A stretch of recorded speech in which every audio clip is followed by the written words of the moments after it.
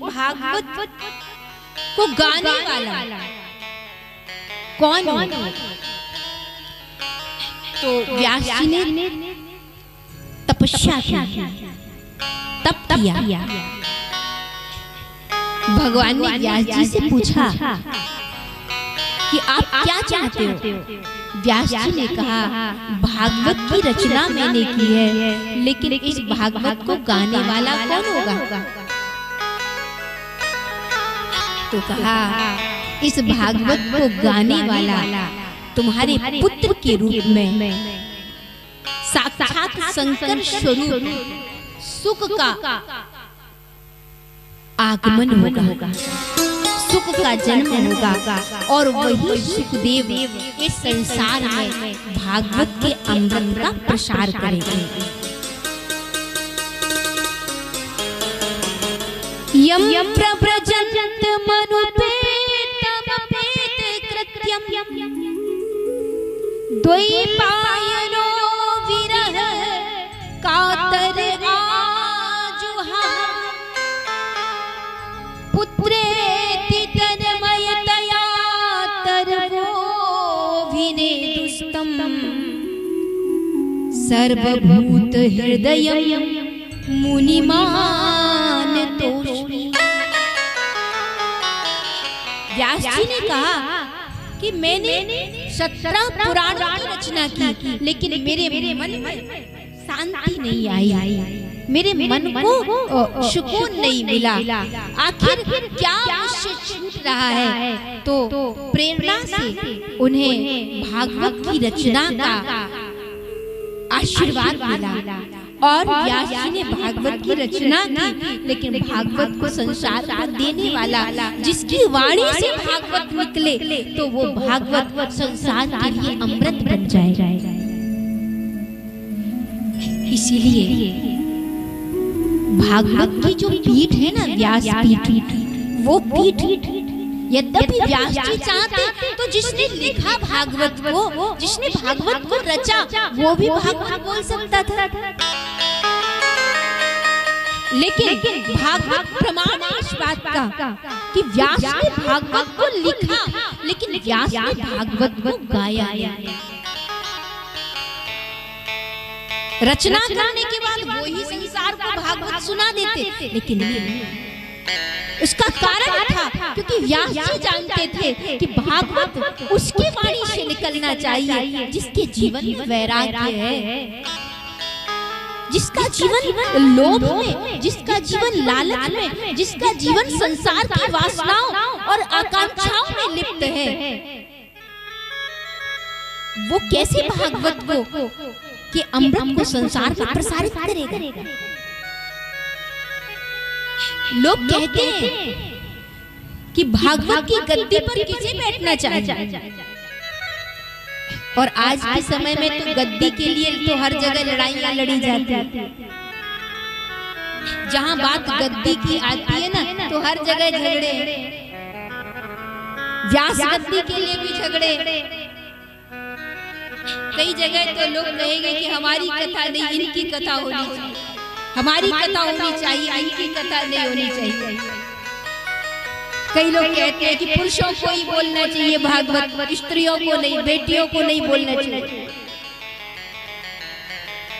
तो कोई कहता है कि भागवत की गद्दी पर सिर्फ पुरुष ही बैठना चाहिए, स्त्रियों को अधिकार नहीं। लेकिन मैं इस व्यास पीठ से सिर्फ एक ही बात कहूंगी कि इस संसार में परमात्मा ने इस गद्दी को, जो भागवत जिसे गद्दी हम कहते हैं, इस गद्दी के लिए जब तक व्यक्ति अपने जीवन में लोभ और लालच रखेगा, तब तक उसके जीवन में कभी भागवत उसके हृदय में नहीं उतर सकता, और न ही वो संसार को भागवत प्रदान कर सकता है। क्यों? क्योंकि भागवत सिर्फ गद्दी नहीं है, ये व्यासपीठ, ये भगवान की गोद है, और प्रभु की गोद में बैठने का अधिकारी एक पुरुष भी हो सकता है और एक स्त्री भी हो सकती है। कई जगह तो लोग मेरे सामने भी कहते, देवी जी क्या भागवत की गद्दी पर बेटियों को बैठना चाहिए? भागवत की गद्दी पर स्त्रियों को बैठना चाहिए। तो मैं एक ही बात कहती हूँ कि जिसने जो भागवत की शरण में बैठा है वो व्यास गद्दी पर पुरुष और स्त्री को नहीं देखता। जब तक आपने भागवत की व्यास गद्दी पर इस भागवत की व्यासपीठ व्यास गद्दी अर्थात भगवान की गोद में यहाँ जो बैठा है वहाँ जब तक सुनने वाले ने या इसकी शरण में बैठने वाले ने वहाँ स्त्री और पुरुष को देखा है वो कभी जीवन में भागवत को हृदयस्थ नहीं कर सकता। जिसने यहाँ स्त्री पुरुष को न देख करके यहाँ व्यास को देखा है अर्थात परमात्मा को देखा है वही भागवत को हृदय में ला सकता है। और मैं तो कहती हूँ कि अगर तुमने धर्म को धंधे का सूत्र बनाया है, क्योंकि संसार में धर्म में भी धंधे करने वाले बहुत हैं, अगर तुमने धर्म को धंधे का सूत्र बनाया है तो तुम इस गद्दी के लिए लड़ाई ना लड़ोगे। लेकिन अगर तुमने धर्म को हृदय से जिया है तो तुम इसे परमात्मा की गोद मान करके इस पर स्त्री और पुरुष को कभी नहीं देख पाओगे, बल्कि इस पर आप भगवान को विराजित देखोगे। लेकिन कई जगह कई बार ये प्रश्न खड़ा करते हैं, ये तर्क कुतर्क करते हैं। परमात्मा ने स्त्री और पुरुष की जो संरचना की है इस संसार में दोनों ही अधिकारी हैं, वो पुत्र हो या पुत्री हो, बेटा हो या बेटी हो। अगर हम व्यास गद्दी पर स्त्री और पुरुष की बात करते हैं तो हम उसी व्यास गद्दी पर हम त्याग और वैराग्य की बात क्यों नहीं करते? भागवत की व्यास गद्दी पर सिर्फ विरक्त बैठ सकता है, हम ये बात क्यों नहीं करते? भागवत की गद्दी पर बैठने वाला, इसीलिए मैं यही कहूंगी कि आपके जीवन में अगर विरक्ति है, आपके जीवन में अगर त्याग है और आपने अगर इस व्यासपीठ को सिर्फ गद्दी नहीं बल्कि परमात्मा की गोद माना है तो आप अपने जीवन में सच्ची अर्थ में धर्म को स्वीकार करने वाले कहे जाएंगे। इसे मेरा तो स्पष्ट मत है, मैंने तो कभी इस गद्दी को गद्दी नहीं माना, इसे प्रभु की गोद माना। और गोद में जिसे परमात्मा बिठाता है तो ये परमात्मा का चुनाव होता है कि वो अपनी गोद में कहां कब और किसे बिठा रहा है। तो भागवत व्यास जी चाहते तो भागवत को स्वयं गा सकते थे, क्योंकि जिसने लिखा जिसने रचा वो गा सकते थे। लेकिन नहीं, व्यास जी ने जाना कि मेरे हृदय में कहीं ना कहीं किंचित मात्र संबंधों का जुड़ाव है, मैं विरक्त नहीं हूँ, वैराग्य मेरा पूर्ण पोषित नहीं है। इसीलिए उन्होंने उस वैरागी को भागवत के लिए चुना, इस गोद पर इस गद्दी अर्थात इस भागवत की गोद में उसे बिठाया जो सुख जैसा वैरागी, जिसके जीवन में सिर्फ एक ही नाता है और वो नाता है परमात्मा से नाता। इसीलिए जन्म तो माता पिता से होता है, लेकिन जन्म के बाद आपने अगर एक परमात्मा को ही अपना सर्वस्व माना है, ऐसी विरक्ति जिनके हृदय में पोषित होती है, सच्चे अर्थों में वो भागवत के सार को संसार को प्रदान कर सकते हैं।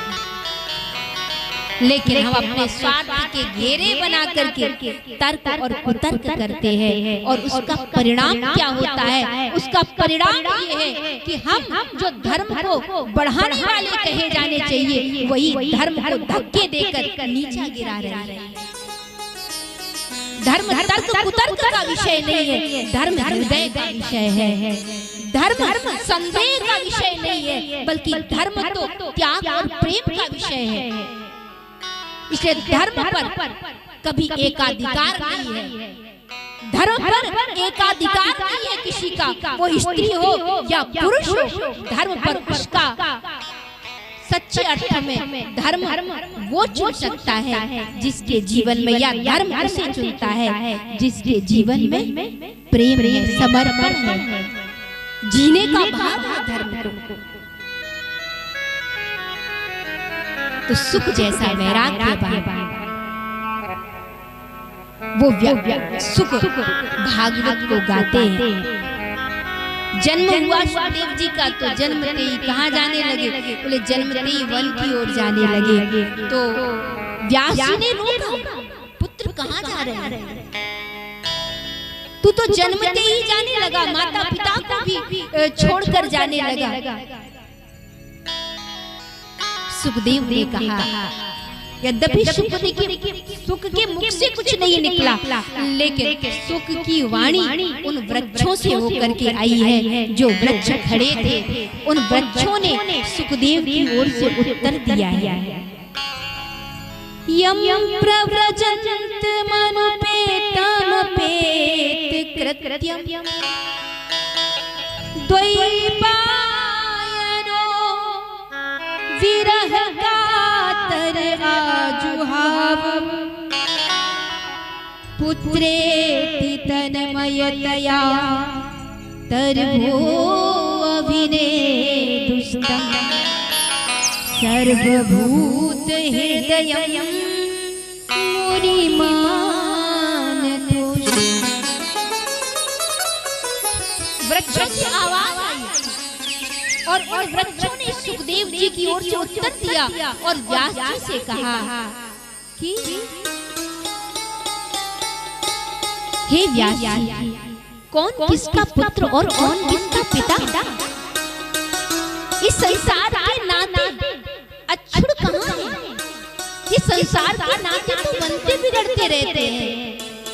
आज जो माता पिता है, कल दूसरा जन्म तो दूसरे माता पिता होंगे। इसलिए कौन पुत्र कौन पिता, कौन संसार के कौन से संबंध सदा रहने वाले? इसलिए मैं किसी संबंध को नहीं मानता, सिर्फ एक ही संबंध मानता हूँ और वो है एक ठाकुर जी का संबंध, एक कृष्ण का संबंध। और संसार के संबंध जो है ना, ये मेरी पत्नी, ये मेरा बेटा, ये मेरी संतान, ये मेरा भाई, ये मेरा मित्र, ये जो संसार के संबंध है ना, ये तो तब तक है जब तक संसार जुड़ा है।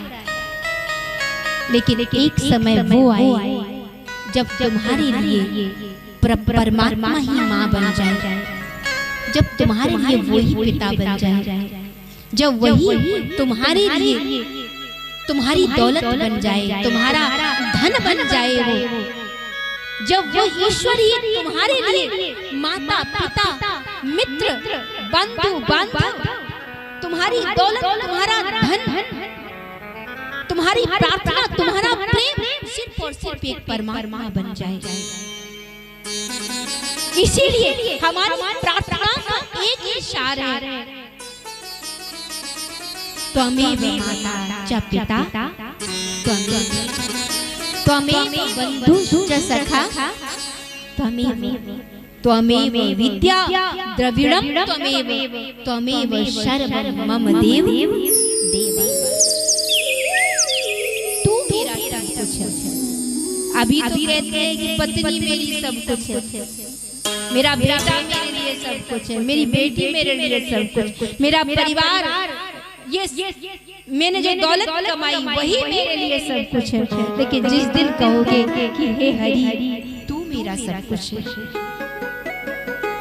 जिस दिन सब कुछ भगवान हो जाएगा तुम्हारे, उस दिन तुम्हारी प्रार्थना पूर्ण हो जाएगी, उस दिन तुम्हारी प्रार्थना परमात्मा तक पहुंच जाएगी। सुखदेव ने इसीलिए कहा कौन पिता कौन माँ, मैं तो एक ही नाता जानता हूँ और वो नाता है मेरे गोविंद का नाता। व्यास जी ने कहा पुत्र अभी तो संसार तुम्हारी प्रतीक्षा कर रहा है। सुखदेव ने कहा संसार मुझे नहीं चाहिए, मुझे परमात्मा चाहिए।